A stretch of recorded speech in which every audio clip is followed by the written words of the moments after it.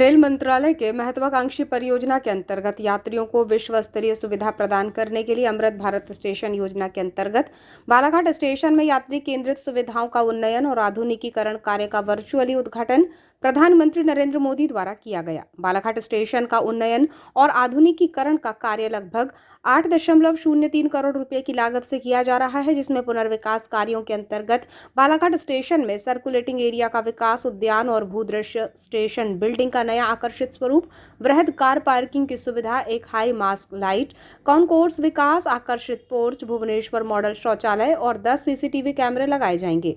26 फरवरी को स्टेशन में बालाघाट स्टेशन में यात्री केंद्रित सुविधाओं का उन्नयन और आधुनिकीकरण का उद्घाटन कार्यक्रम में बालाघाट सिवनी संसदीय क्षेत्र के सांसद डॉक्टर ढाल सिंह बिसेन मुख्य अतिथि के रूप में उपस्थित थे। इसके अलावा जिला पंचायत अध्यक्ष सम्राट सिंह सरस्वार, नगरपालिका अध्यक्ष श्रीमती भारती ठाकुर, पूर्व नगरपालिका अध्यक्ष रमेश रंगलानी, वरिष्ठ भाजपा नेता अभय सेठिया, जनपद पंचायत अध्यक्ष फूलचंद सहारे, भाजपा उपाध्यक्ष संजय सिंह खंडेलवाल, नागपुर रेल मंडल सलाहकार सदस्य अरुण राहंगडाले, रेलवे सलाहकार सदस्य गिरिराज रंगलानी, जितेंद्र मोहारे, मनोज क्षीरसागर, सुधीर चिले, विजय बिसेन, तुर्राब खान, मीनाक्षी हरिनखेड़े, अजय सुखदेवे, विशाल मंगलानी, सुनील कोरे, सांसद प्रतिनिधि सिद्धांत पाटिल, सीनियर डीएम आर के देवांगन सहित पार्षद, भाजपा नेता, पदाधिकारी और आम जनता मौजूद थी। 26 फरवरी को अमृत भारत स्टेशन के तहत बालाघाट स्टेशन में प्रधानमंत्री नरेंद्र मोदी के वर्चुअली उद्घाटन कार्यक्रम को संबोधित करते हुए सांसद डॉक्टर ढाल सिंह बिसेन ने बताया कि बालाघाट और सिवनी रेलवे स्टेशन का अमृत भारत योजना के तहत होने वाले पुनर्विकास का उद्घाटन आज प्रधानमंत्री नरेंद्र मोदी द्वारा किया गया। कायाकल्प के बाद बालाघाट और सिवनी में रेल यात्रियों को विश्व स्तरीय सुविधाएं और बेहतर यात्रा अनुभव होगा। स्टेशन पर उन्नत और आधुनिक सुविधाओं से युक्त वेटिंग हॉल का प्रावधान किया जाएगा। स्टेशन पर वरिष्ठ नागरिक और दिव्यांगजनों के लिए अनुकूल सुविधाएं होंगी। स्थानीय कला और संस्कृति को ध्यान में रखते हुए स्टेशन को डिजाइन और स्वरूप का उन्नयन किया जाएगा। स्टेशन परिसरों को मनमोहक स्वरूप दिया जाएगा। रेलवे स्टेशन सिटी के दोनों ओर जुड़कर सिटी सेंटर की तरह विकसित किए जाएंगे। स्टेशन स्थानीय संस्कृति और समृद्ध विरासत का एक आकर्षक केंद्र बनेगा, जहां यात्रियों की संख्या बढ़ने के साथ साथ रोजगार बढ़ने की व्यापक संभावनाएं भी विकसित होंगी, जिसका लाभ स्थानीय लोगों को मिलेगा। उन्होंने बताया कि यात्रियों की मांग और आकांक्षा की दृष्टिगत भारतीय रेल निरंतर ही बेहतर यात्री सुविधाएं उपलब्ध कराने के लिए प्रयत्नशील है, जिसका एक महत्वपूर्ण प्रतीक स्टेशनों के पुनर्विकास का कार्य है। उन्होंने कहा कि प्रधानमंत्री मोदी जी ने 100% रेलवे को विद्युतीकरण कर आत्मनिर्भर बना दिया है, जिससे अब डीजल और कोयले की खपत बचेगी। इस दौरान सांसद डॉक्टर बिसेन ने अपने 5 वर्षीय कार्यकाल में बालाघाट और सिवनी में किए गए उल्लेखनीय कार्यों से आम जनता को अवगत कराया। तो आज मोदी जी ने हम जो केवल बड़े बड़े शहरों का ही हम विचार करते थे, चाहे वो मुंबई हो, दिल्ली हो, कलकत्ता हो, ऐसे स्टेशन ही कुछ वर्ल्ड क्लास बनाने की चिंता होती थी। पर आज मोदी जी ने लगभग 1300 से ऊपर स्टेशन जो डिस्ट्रिक्ट लेवल के हैं या मेन रोड के हैं, जहाँ ट्रैफिक बहुत है, एक आदर्श स्टेशन बनाने के लिए, एक सर्व सुविधा स्टेशन बनाने के लिए सारी राशि जारी की, जिसका आज बालाघाट में चला।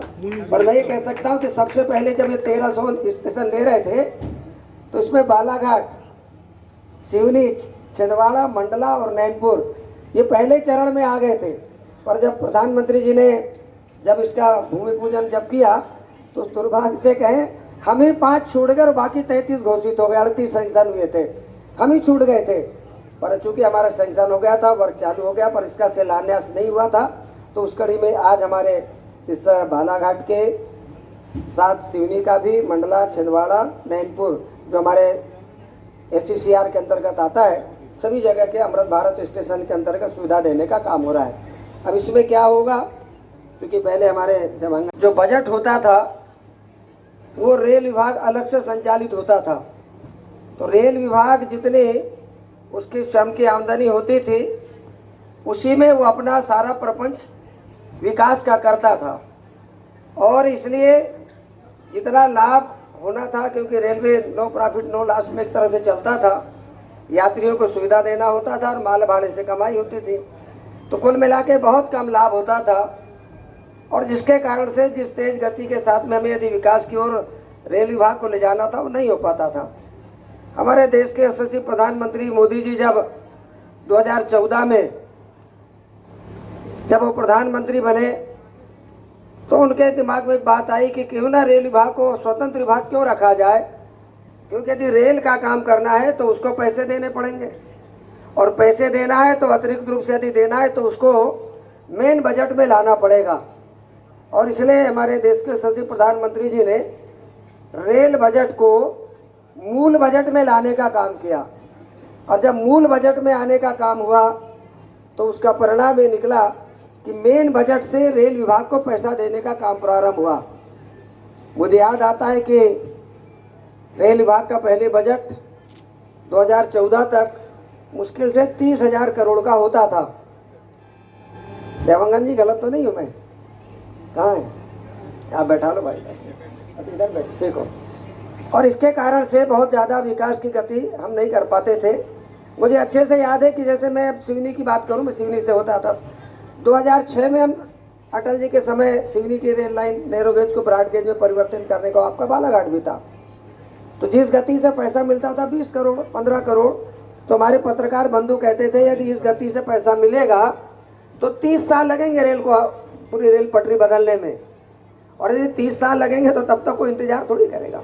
और वही सब बातों का ध्यान था और उसके कारण से मेन बजट आया। आज हमारा रेल का बजट 1,45,000 करोड़ से ऊपर का होता है। कहाँ 30,000 और कहाँ 1,45,000। और अभी तो बजट हमारा मेन बजट आया नहीं है। अभी तो अंतरिम बजट है जिसमें केवल तनख्वाहें और बाकी सब चीज़ें चलेंगी।